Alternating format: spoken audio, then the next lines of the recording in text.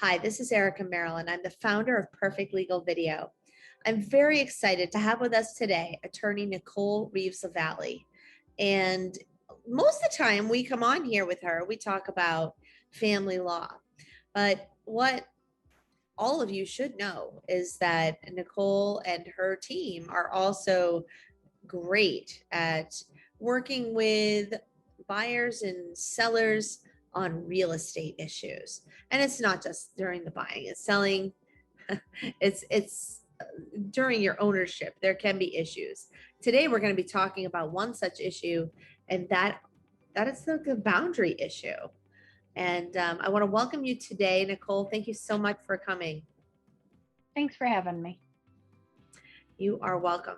So I guess I've seen my neighbors, I think last year, had land surveyors out here, and they were trying to figure out what the property lines are. And I didn't realize that some of the trees on the side of my property were actually my responsibility. And I guess, is this how you find out what the boundaries are? Are there other ways and documents that you can look up to figure it out? Well, there's definitely another document. So the document is going to be the deed. The deed in your plot plan is going to control what your land actually is. So they're going to refer to what is called meets and bounds. And meets and bounds is literally north 70 degrees, 20 degrees west, and then they'll give you inches and stuff. So anytime you see something that says north something degrees, that's a meet and bound.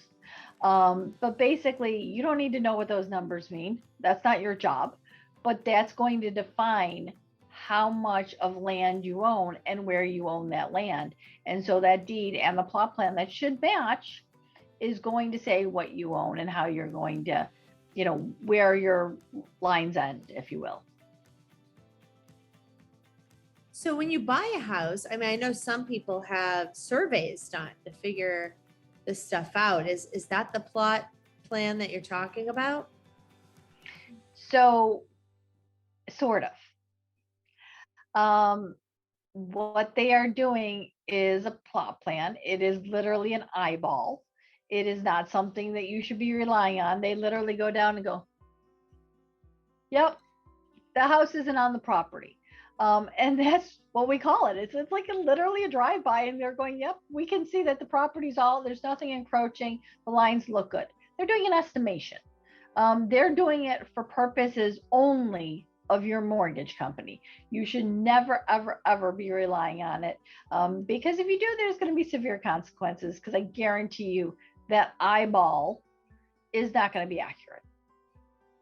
So what's the difference between what the surveyor does and how they actually make that original plot plan that everybody goes by as the Bible?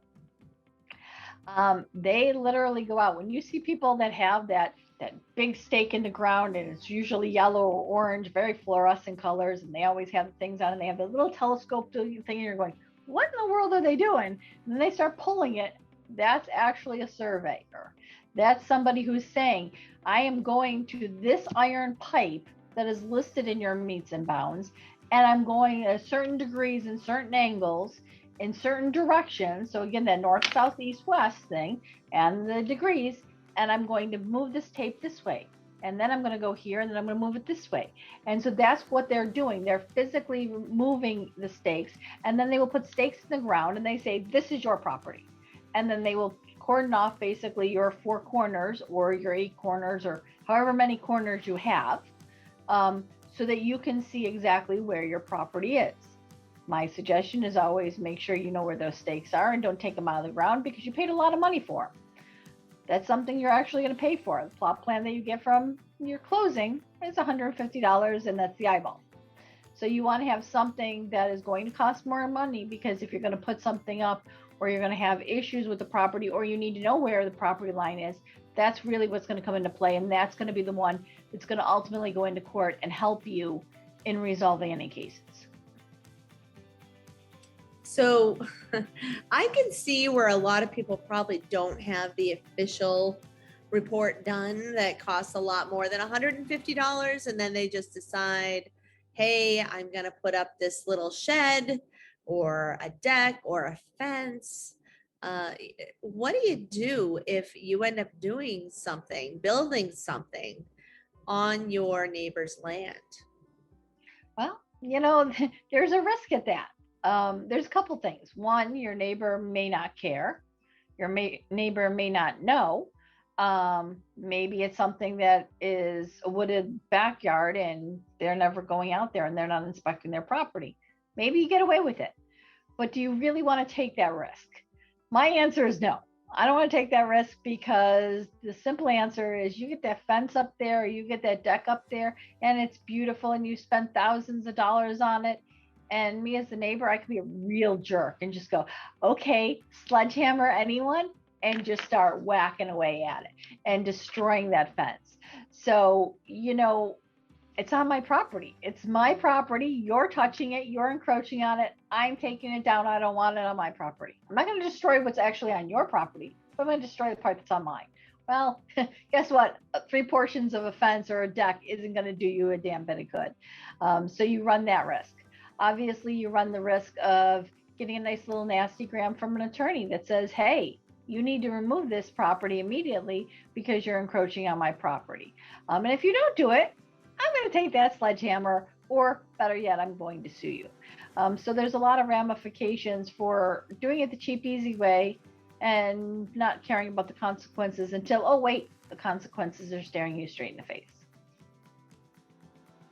So, I'm sure that people get sued. Do you have any defense if somebody sues you when you make a mistake like that? You really don't. The reality is your defense is, I didn't know, and they're going to force you to take it down and to move it onto their property, on your own property, I'm sorry. But the reality is, guess what? Maybe you can't move it on your own property. Maybe you don't have the frontage. Maybe it's a porch on the front of the house. Maybe you don't have so many things that you can do. Maybe you didn't even pull the permit and now you're going to be in trouble with the city or town, and now they're going to start fining you as well. So there's a lot of ramifications. At the end of the day, your best remedy is, if somebody is threatening a lawsuit, to go out and have that survey done, spend the money after the fact, and pray that the surveyor actually says, nope, it's on your property, Nicole, you're all set. But in the chance that they don't say it's all on your property, Nicole, then you go, oh crap, how do I get rid of it and take it off their property? And how can I fix this? And again, after the fact, you're probably spending a lot more thousands of dollars fixing the problem. And sometimes you can't even fix it because, again, that porch happens to be in such a way that it doesn't work with your doors. It doesn't work with, all the other stuff that's on the property. All too often, you've put up a shed. Sometimes you can just go, oh, let's scooch it. Other things you can't because they're permanent and they've got 20 feet of cement going down in the ground. And now you're taking a sledgehammer to it, and now you're digging it up. Yeah, people get passionate about that. I remember she's deceased now, but my aunt Annabelle told me this story once about this tree that was like over on her property and causing problems with their driveway or, whatever it was. But the way she told that story with such passion, you would have thought it happened last week. And so I was like, well, wow, what's going on? Are you like going to court? Oh, that was like 30 years ago. Oh, like still incredibly angry about what was going on with this tree. It's amazing. You definitely get a lot of that. You get people that, I've had it where it's solar panels that are just being placed in the property. Again, it was usually some place that had a lot of square footage, very rural area. So you thought, hey, well, not a big deal. No, move it back. And again, now you had an electrician out there, you had somebody doing all these things, and now you've got to move it. You put down cement blocks. It's very costly. And then you do have the people that are fighting over trees, because while trees aren't going to necessarily be a boundary line dispute, guess what? If the tree happens to fall in the middle of your line, you can't put the tree there, the fence there. So now do you put the fence on your property that happens to be 6 feet in, or you have to put it in more? Do you have to take down the tree? And What if you take down the tree and half the tree is on the other person's property? What are you doing to their issues? So moral of the story is talk to your neighbors, be respectful of their concerns before you do any of this, because it's very imperative. I mean, I had somebody I was doing a fence and they said, yeah, you can come on my property, put the fence up. And then they said, no, you're not doing it. Okay, fine. Of course, I happened to put it on this far from their property line. And I made sure my vendors didn't go anywhere near that line. But I purposely did that because now they were just being jerks. But it was on my property, so I could do it. I also found out that I owned the driveway. So then I started parking my car on the driveway and they couldn't park the car in the tree in their driveway. So again, you have those issues that are going to come up.